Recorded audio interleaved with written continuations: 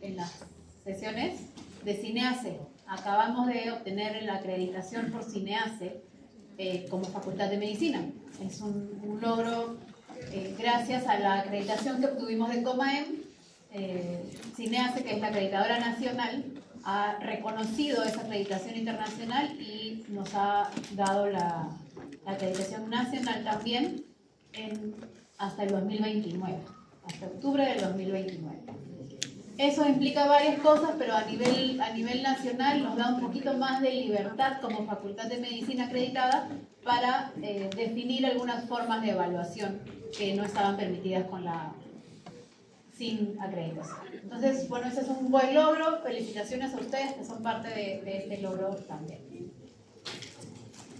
Lo segundo es que vamos a hacer una clase que es un poco corta, es una clase más o menos sencilla, pero vamos a tomarnos una segunda parte de la clase para dar unos alcances pequeños también, solo son 9 diapositivas me parece, sobre la salud pública y cómo se usa la estadística en salud pública.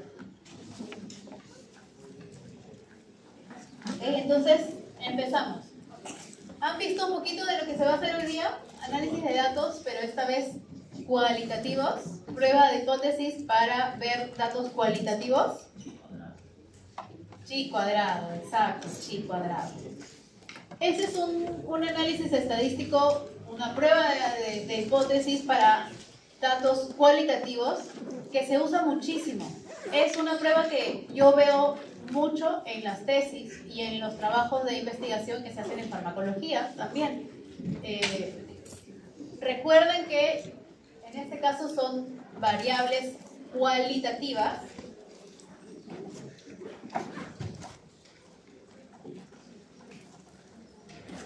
Son variables cualitativas, pero ¿qué puedo hacer yo como investigador cuando estoy utilizando una variable cuantitativa? ¿Puedo volver mi variable cuantitativa en una variable quali? ¿Se puede o no se puede? Si yo tengo números, ¿puedo volverla una variable cualitativa? Ajá. Puedo hacer rangos y categorizar la variable. Pero las variables cualitativas, si yo tengo una variable cualitativa, ¿la puedo volver cuantitativa?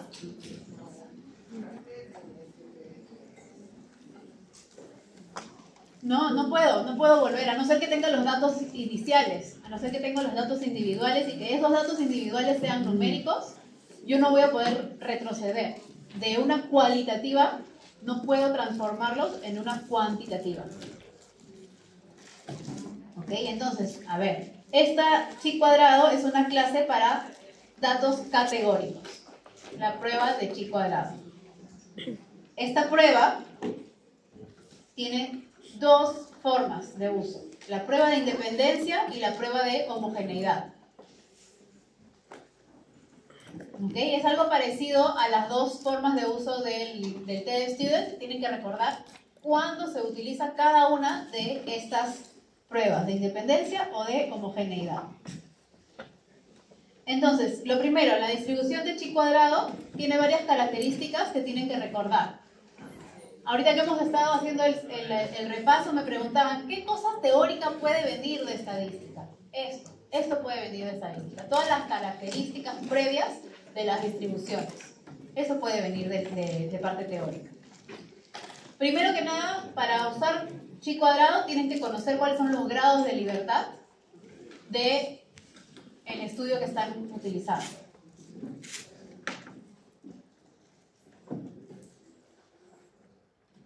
Y los grados de libertad se miden con la tabla de contingencia que ustedes arman, con los datos que tienen. Van a tener las variables y esas variables las van a poner en una tabla y van a utilizar esa tabla para poner los grados de libertad. La cantidad de filas, menos 1, y eso lo multiplican por la cantidad de columnas de su tabla, menos 1. Entonces, aquí tienen que recordar que van a poner todos los datos de este estudio, de esas dos variables que están utilizando, en una tabla que tiene filas y columnas, y dependiendo de las categorías que tenga, van a tener una cantidad de filas y una cantidad de columnas. Esta distribución de chi cuadrado es una distribución de probabilidades, así como también la distribución de probabilidades es la distribución de t-student, la distribución normal que está en la tabla Z, o la distribución binomial también. Esto también es una distribución de probabilidades. Pero la gráfica que se forma para la tabla de chi cuadrado es una distribución que no tiene valores negativos. Empieza en el eje Y, o sea, del eje Y hacia adelante. El valor mínimo que toma X es 0. Siempre va a ser valores positivos. Todas las curvas son asimétricas. Empiezan más o menos alto, en 0, en X igual a 0, crecen un poco y luego se van hacia la derecha con una cola pesada, con una cola asimétrica hacia la derecha. Cuando las curvas, cuando aumentan los grados de libertad, estas curvas se hacen un poco más chatas y cada vez más extendidas a la derecha. Y bueno, como veíamos, se utilizan para variables de escala nominal u ordinal, los dos tipos de variables cualitativas.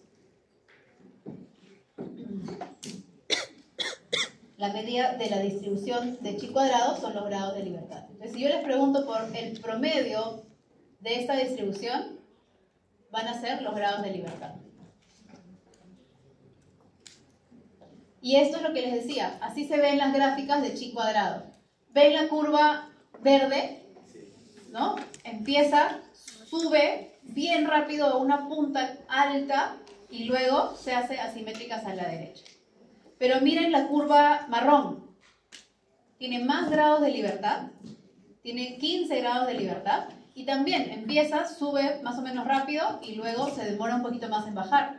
Pero si yo le pongo, en vez de 15 grados de libertad, le pongo 25 grados de libertad, cada vez esa curva se está pareciendo a otra curva que nosotros conocemos muy bien. ¿A qué curva se está pareciendo? A la campana de Gauss. Cada vez se parece más a la campana de Gauss, a la curva normal. Entonces no va a ser igualita, pero cuanto más grados de libertad tengamos, más se parece esta curva de chi cuadrado a la curva normal. Y esta es la fórmula que vamos a usar para trabajar. Esta es una fórmula sencilla. Ojo que dudo que venga esa fórmula en el examen. Esta sí, apréndanla por favor. Es bien sencilla. Son dos fórmulas que tienen que saber.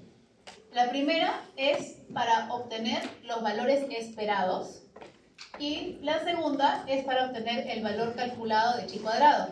Ese valor calculado que ustedes hacen la matemática, les sale el valor calculado y lo comparan contra el valor crítico que lo encuentran en la tabla, ¿no es cierto?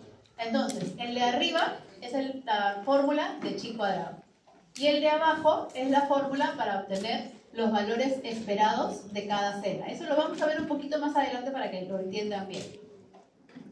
Pero, ¿qué hace esta fórmula? Mide el grado de concordancia entre los pares de frecuencias. ¿Qué pares de frecuencias? Las frecuencias que yo observé, que yo pongo en mi tabla de 2×2, de 3×2, de esa tabla de contingencia, y los valores que yo esperaría tener en cada una de esas celdas, si es que la hipótesis nula fuera verdadera. Entonces, cada una de estas tablas de contingencia que nosotros vamos a tener aquí, variable 1 está aquí, con su opción 1 y su opción 2. La variable 2 está aquí con su opción A y su opción B. Esta es una tabla de contingencia de 2×2. Entonces, hay 4 celdas. Y yo aquí voy a poner los valores de mi estudio. Los valores que obtuve en mi estudio. Esos son los valores observados. Pero si es que la hipótesis nula fuera verdadera, yo tendría otro grupo de valores, que serían los grupos de valores esperados. Los esperados si se cumpliera que la hipótesis nula es verdadera. Entonces, cada celda dentro de esa tabla de contingencia tiene dos valores. Unos que yo mido y encuentro en mi estudio y otros que yo esperaría si la hipótesis nula fuera verdadera. Esas parejas de variables son las que yo voy a utilizar para generar para utilizar en esta tabla. Cada una de los observados con su correspondiente esperado. A esa resta completa la elevo al cuadrado y lo divido entre el esperado. Ese es como calculo yo el chi cuadrado. ¿Y de dónde sale este esperado? Voy a tener que utilizar esta fórmula que está aquí. Entonces vamos a ver que hay frecuencias esperadas y frecuencias observadas. Como ya les dije, esa frecuencia observada es el número de objetos o individuos que caen dentro de cada categoría. Yo pongo eso en mi tabla. Esa tabla es la que yo publico. Cuando yo hago mi publicación, esa tabla es la que yo voy a poner. Y las frecuencias esperadas usualmente no se ponen en la publicación. Esas frecuencias esperadas son solamente para hacer el cálculo estadístico de chi cuadrado.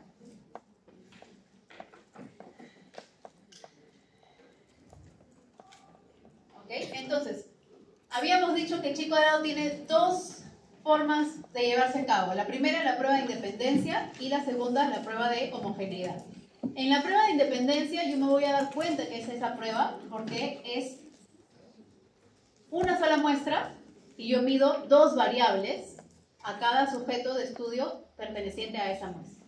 Entonces, una muestra y dos variables. Esa es la prueba de independencia. Y lo que quiere hacer es ver si hay una correlación entre las dos variables, pero en este caso ya no estamos viendo correlación lineal, porque ya no estamos haciendo variables cuantitativas.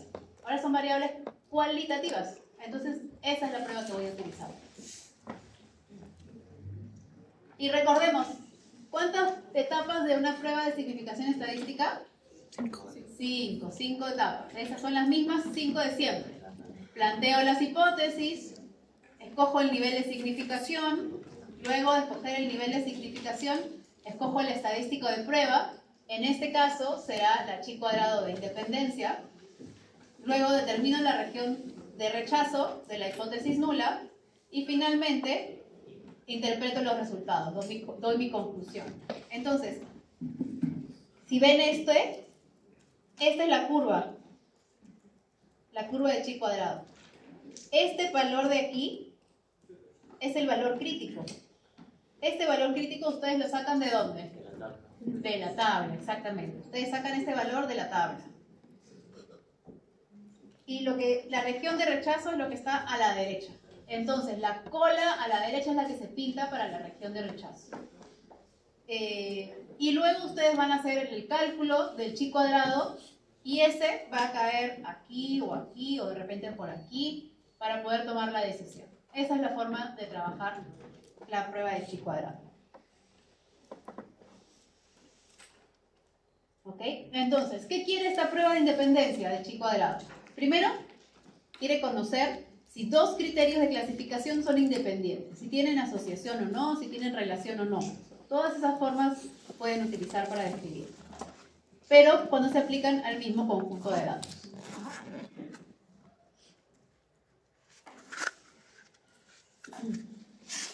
¿Okay? Entonces, dos variables, una muestra. Y esto es importante. Los totales marginales no están controlados por el investigador. ¿Qué significa eso de totales marginales? Cuando yo hago mi tabla de contingencia, esa que podía ser, por ejemplo, tabla de 2×2, y yo mido mis variables y pongo dos posibilidades de respuesta en la variable 1 y dos posibilidades de respuesta, sumo todo lo que pasa. Entonces yo tengo mi tabla de así, ¿no es cierto? Había celda A, celda B, celda C, celda D. Sumo todo esto, esta es un total. Sumo lo que pasa en las dos de abajo, este es otro total. Después sumo las filas. Y aquí está un total, otro total. Entonces esos son los totales marginales. Voy a tener 4 totales. Los dos totales de las filas y de las filas y los dos totales de las columnas. Esos son los dos totales marginales. Si yo tuviera una tabla más grande, puedo tener una tabla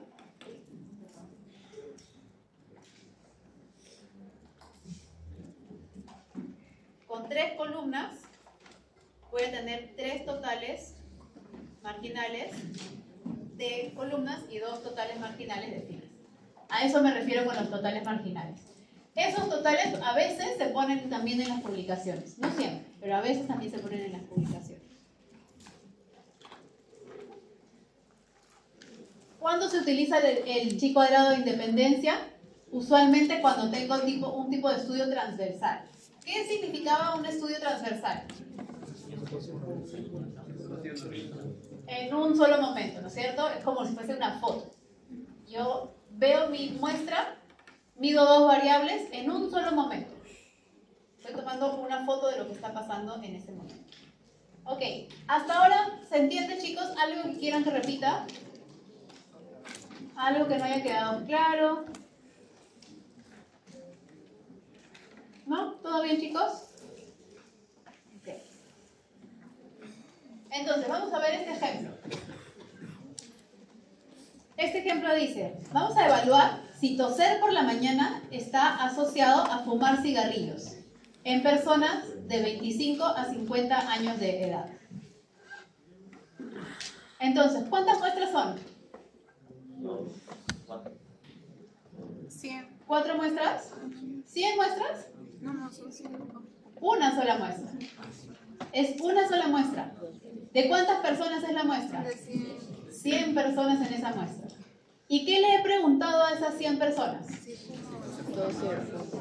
Si tosa por la mañana y si fuma cigarrillos. Entonces, es una muestra, 2 variables. El toser o no toser, el fumar o no fumar. ¿Ok? Entonces, ¿cuántas personas sí fuman? 69 personas fuman.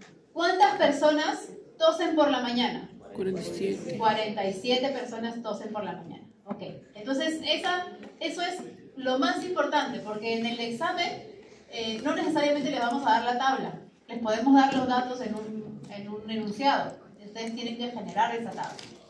¿Ok?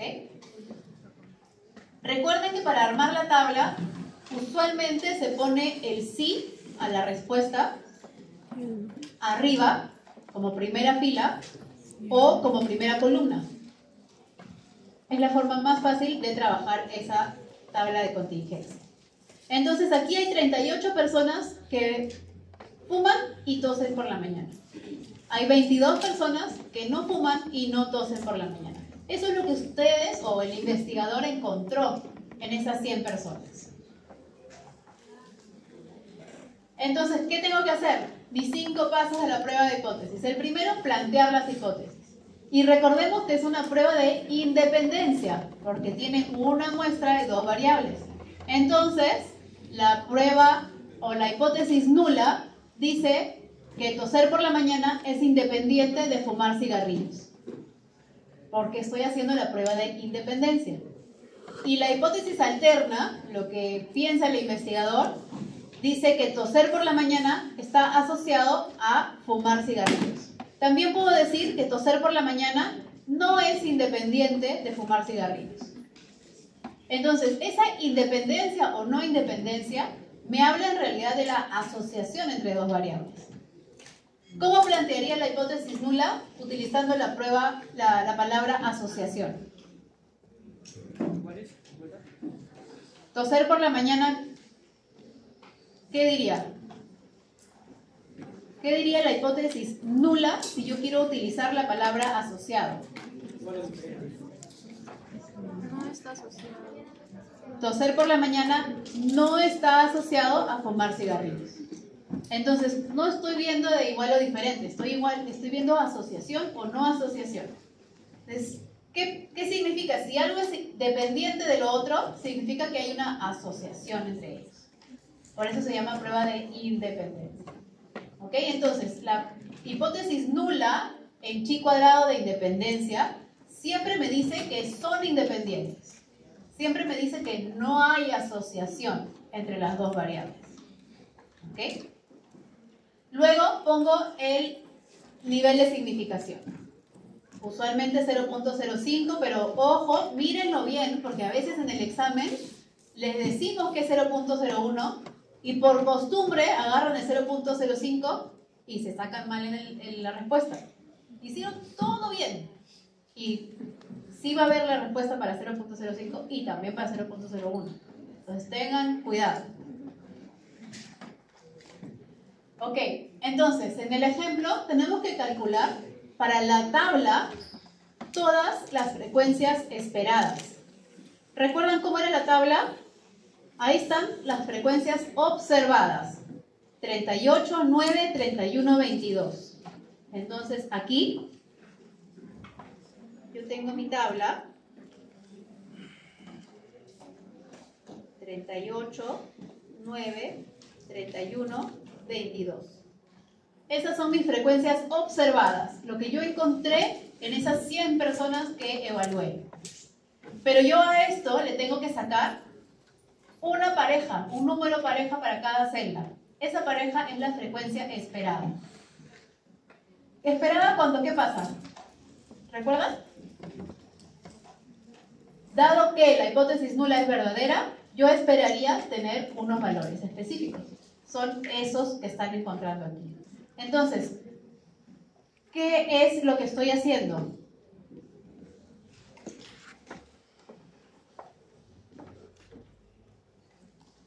¿47, 53? 47, 53.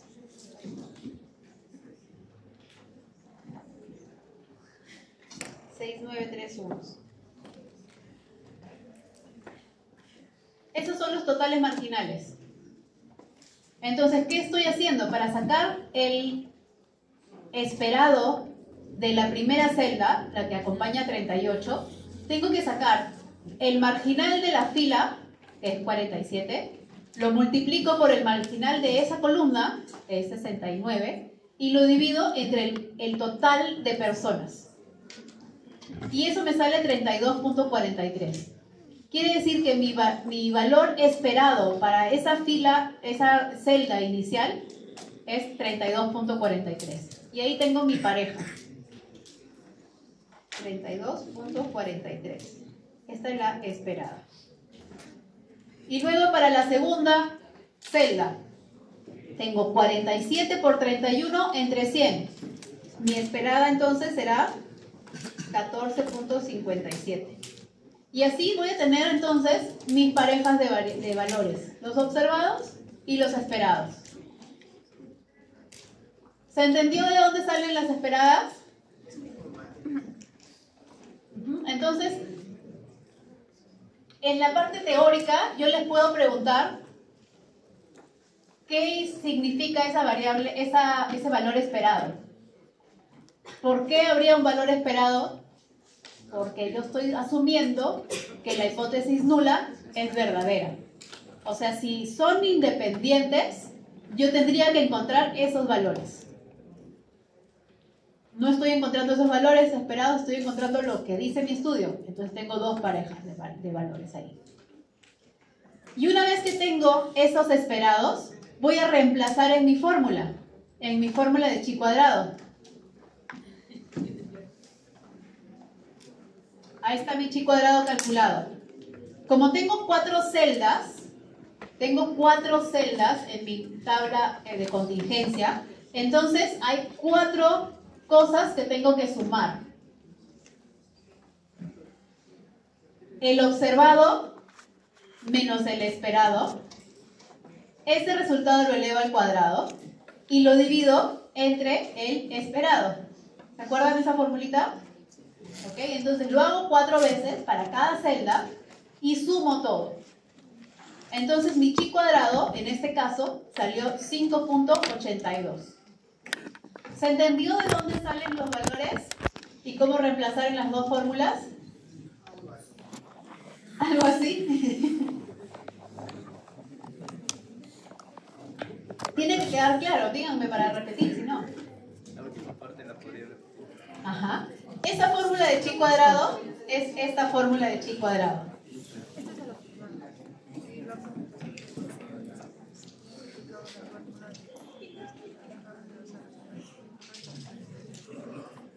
Esa es fórmula de chi cuadrado.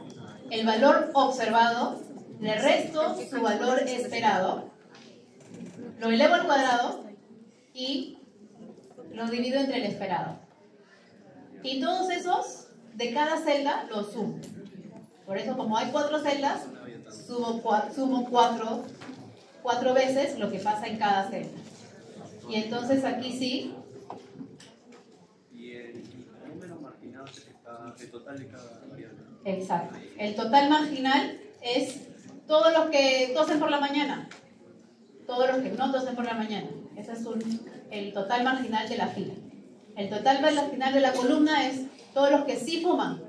Y de la otra columna, todos los que no fuman. Esos son los totales marginales. ¿Ok? Entonces, ya tengo mis valores esperados para cada celda. Y ahora saco mi chi cuadrado calculado, que salió 5.8227. ¿Qué tengo que hacer ahora entonces? Tengo que ir a la tabla para poder encontrar cuál es mi valor P. Tengo que comparar mi chi cuadrado que calculé con el chi cuadrado de la tabla. Vamos a ver ahorita el chi cuadrado con un grado de libertad. ¿Por qué escogí un grado de libertad? ¿Se acuerdan? Porque es número de columnas menos 1 por número de filas menos 1. Ajá.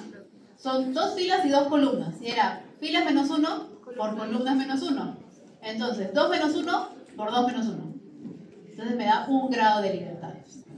Recuerden entonces, más facilito, todas las tablas de contingencia de 2 por 2, que son las más comunes de todas, tienen un grado de libertad.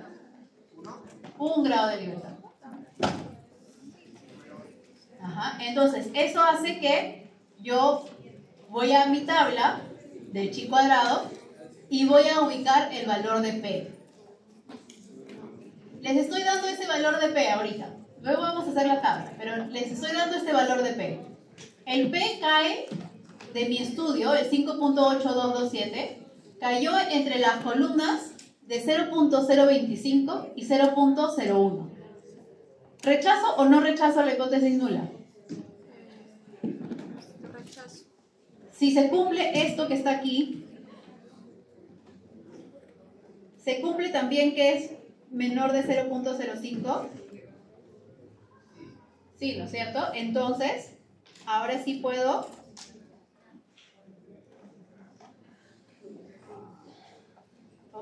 rechazo la hipótesis nula, porque el valor de P es menor que 0.05.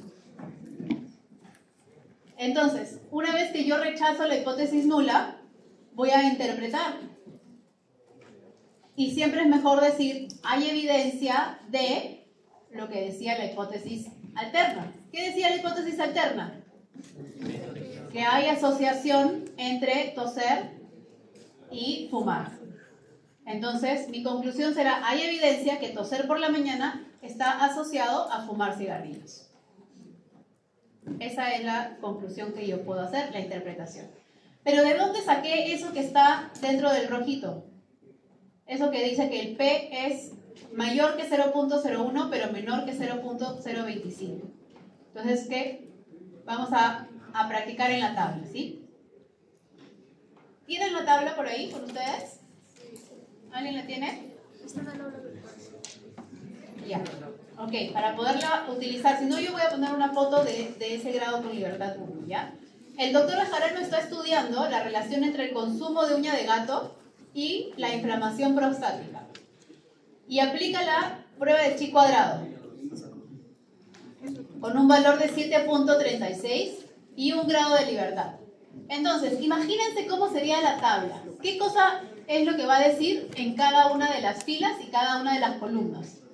Según lo que está pidiendo el doctor Bejarano en su estudio.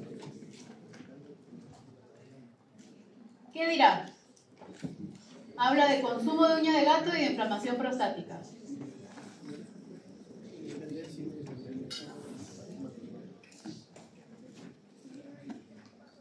Si tiene un grado de libertad, ¿cómo es mi tabla de contingencia?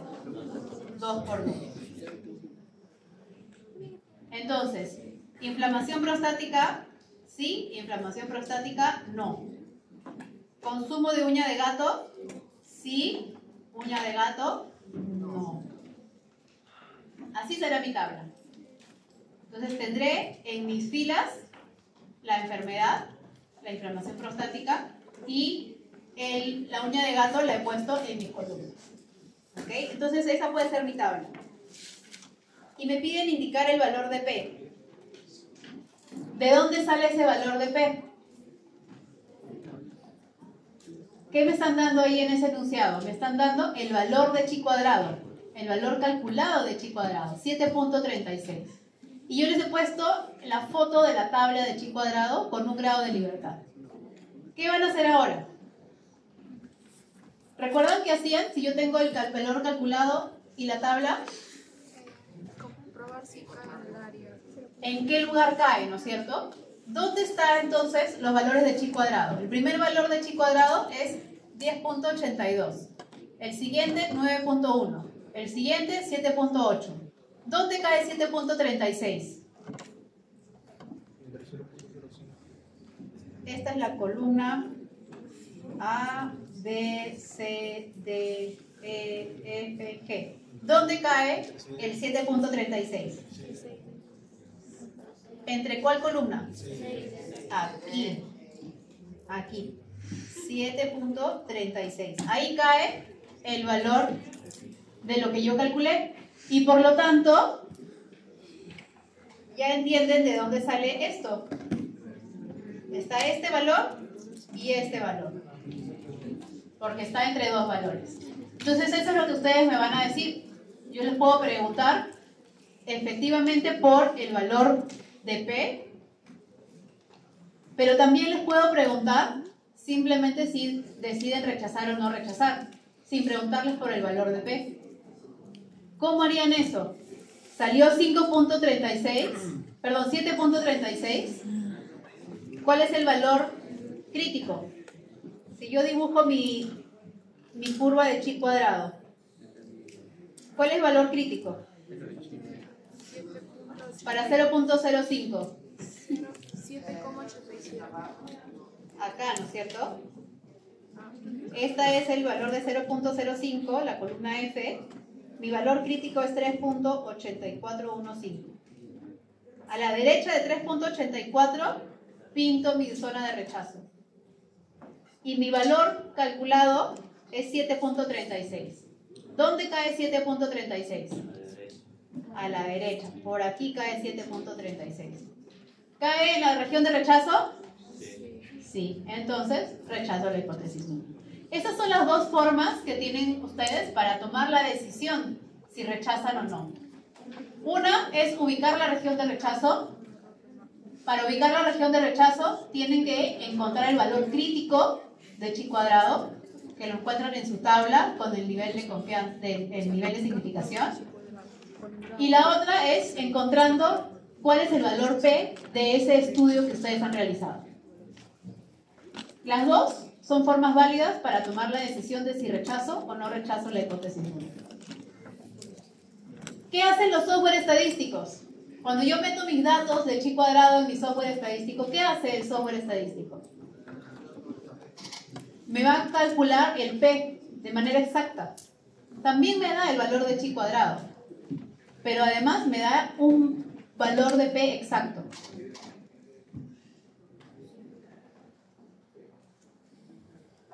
¿Ok? Como si es menor que 0.05, entonces tomo la decisión de rechazar la hipótesis 1. ¿Hasta ahí se entendió, chicos? Ok, si rechazo la hipótesis nula, ¿cuál es la conclusión? Que sí hay evidencia. Que sí es relevante. Ok, que hay evidencia que se cumple la hipótesis alterna. ¿Y qué decía la hipótesis alterna? Hay evidencia de asociación entre consumo de uña de gato y la inflamación prostática. ¿Sí? Ok, entonces eso es lo que yo puedo preguntar. En el examen yo puedo preguntar por la conclusión. De frente, ni siquiera tengo que preguntarles cuál es la decisión estadística, no tengo que preguntarles cuál es el valor de P. De frente les puedo preguntar cuál es la conclusión. pero ustedes van a tener que usar todos los pasos para llegar a esa conclusión. ¿Se entendió hasta ahí, chicos? Ok. ¿Qué es esto de la corrección de Yates? Esta corrección de Yates se utiliza cuando hay un caso especial para las tablas de contingencia de 2×2. Entonces, cuando tengo tablas de solamente 2×2, tengo que utilizar esta corrección de Yates. ¿Y qué hace esta corrección de Yates? Al valor de chi cuadrado tengo que restarle el 0.5 y recién elevar al cuadrado ese valor que me salió. Mi observado menos mi esperado. Eso yo lo elevaba al cuadrado, ¿no es cierto? Ok, ahora yo ese observado menos esperado le resto 0.5 y recién lo elevo al cuadrado. Ok, así es como van a utilizar la corrección de Yates para encontrar cada uno de los valores de cada celda. Si son 4 celdas, porque la corrección de Yates se usa para 2×2, entonces van a tener que sumar 4 cosas para obtener mi valor de chi cuadrado calculado.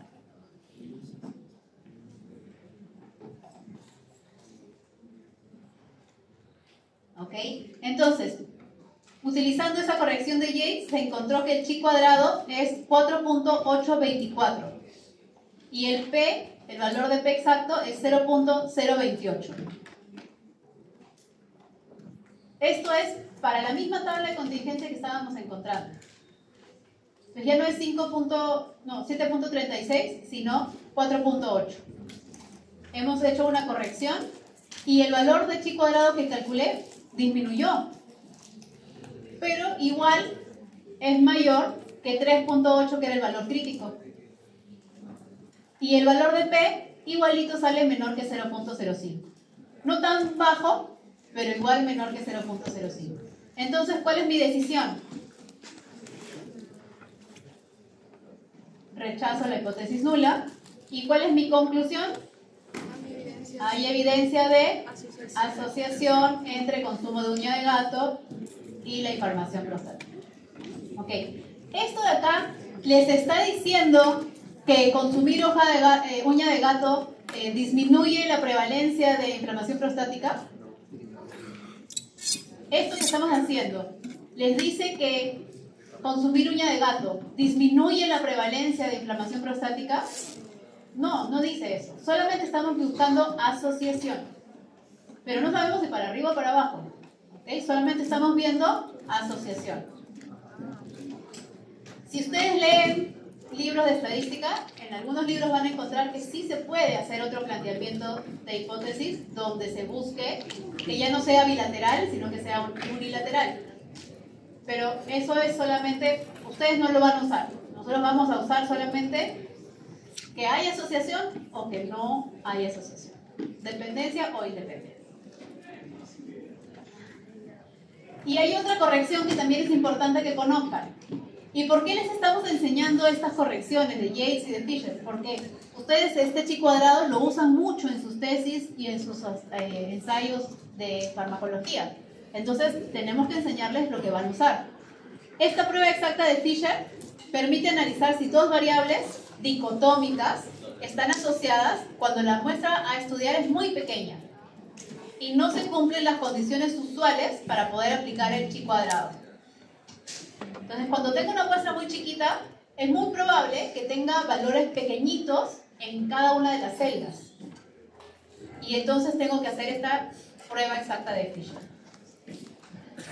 Estas condiciones, o sea, para no usar prueba exacta de Fisher, tiene que pasar que al menos el 80% de los valores esperados deben ser mayores de 5. Si en una celda yo tengo valor de 3, valor de 2, valor de 1 o incluso 0, entonces voy a tener que usar la prueba exacta de Fisher. Ojo, que si yo tengo una tabla de 2×2, todas las celdas tienen que ser masa 5 para poder usar el chi cuadrado sin ninguna corrección.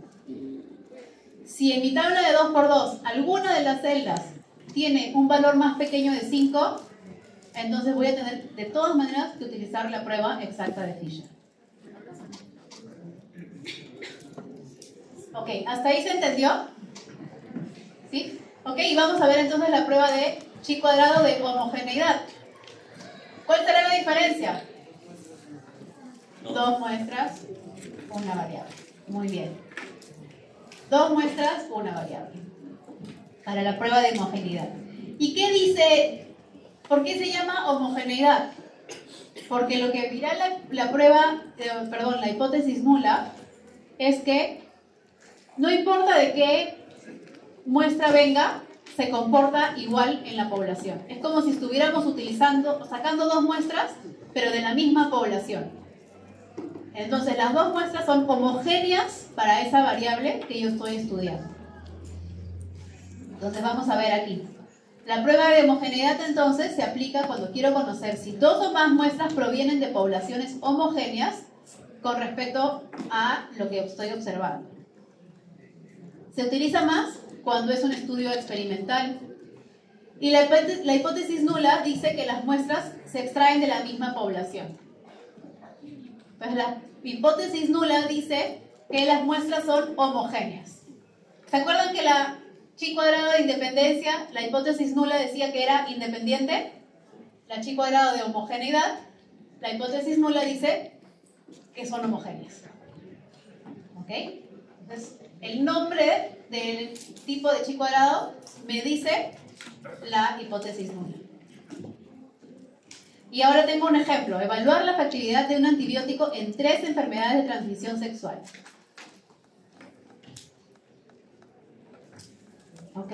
Entonces, tengo pacientes que tienen 3 tipos de enfermedades distintas. La A, la B o la C. ¿Y qué tan curable es esa enfermedad? ¿O se curó o no se curó el paciente? Ahora ya no es una tabla de 2×2, porque la variable ETS tiene 3 categorías. Entonces son 3 filas y 2 columnas. ¿Cuántos grados de libertad tendrá esta prueba de chi cuadrado? 2. ¿Por qué? Porque tengo 3 filas, a ese le resto 1, me quedan 2. Tengo 3 columnas, le resto 1, me quedan 2. Y tengo 2 filas, le resto 1, me queda 1. 2 por 1, 2 grados de libertad. ¿Ok? Entonces, ¿cuántas personas tienen la ETS A? 9. ¿Cuántas personas no se curaron de la enfermedad?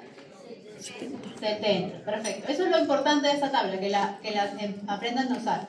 Entonces, tengo 6 valores observados, ¿no es cierto? Tengo que sacar las parejas, tengo que sacar 6 valores esperados. La misma fórmula para sacar los valores esperados. Entonces, ¿qué dice el planteamiento de hipótesis? Dice que las muestras provienen de poblaciones homogéneas según la curabilidad de pacientes con ETS. La hipótesis alterna dice que las muestras no provienen de poblaciones homogéneas. Y el nivel de significación, 0.05. Entonces, la nula siempre dice que son homogéneas. Saco mis 6 valores esperados,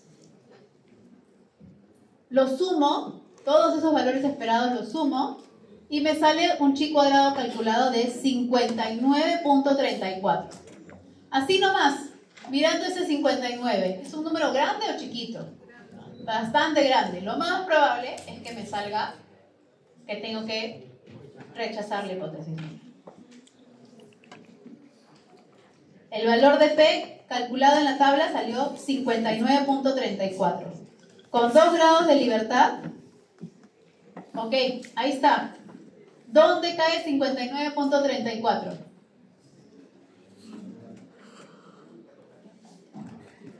Muy lejos, ¿no es cierto? A la izquierda, porque el valor más grande, o sea, menor que 0.001, es 13. Y a mí me salió 59. Así que, ¿qué puedo decir de mi valor B? Es menor que 0.001. ¿Ok? Entonces, yo voy a tener mi chi cuadrado, voy a rechazar mi hipótesis nula, porque ya tengo mi valor que es menor que este. Pero si yo dibujo mi chi cuadrado, ¿cuál va a ser el valor crítico? ¿dónde pongo mi perpendicular para poder pintar a la derecha? Tengo que buscar mi columna de 0.05 para 2 grados de libertad, 5.99, ¿no es cierto? Entonces, 5.99 es mi chi cuadrado de tabla, mi valor crítico. A la derecha de ese está la región de rechazo. Y a mí me salió 59. Obviamente está lejísimo, ¿no es cierto? Cae en la zona de rechazo. Entonces, ojo chicos, para el examen, para el seminario de estadística, ustedes pueden tomar cualquiera de las dos formas. Yo en el examen les puedo preguntar cuál es el rango donde encontré mi P, o también les puedo preguntar cuál es el valor crítico de chi cuadrado y si mi valor calculado es mayor o menor que ese valor crítico. ¿Ok? Entonces, son todas estas formas de trabajar con las pruebas de hipótesis. Mi P salió menor que 0.001. Por lo tanto, rechazo la hipótesis nula y tomo la decisión o la conclusión de que las muestras no provienen de poblaciones homogéneas. Es decir, ¿qué implica eso? La curabilidad del antibiótico difiere en las 3 enfermedades. O sea, el antibiótico no funciona igual para las ETS que he evaluado. Funciona distinto. ¿Okay? No son homogéneas. El antibiótico no es homogéneo para tratar esas 3 enfermedades. No me dice con cuál es mejor. Simplemente me dice que estadísticamente es diferente la curabilidad de ese antibiótico para las 3 enfermedades. ¿Hasta ahí se entendió, chicos? Con eso terminamos esta parte y vamos a pasar a la de salud pública. ¿Sí? Ojo que también pueden venir preguntas de esto de salud pública en estadística.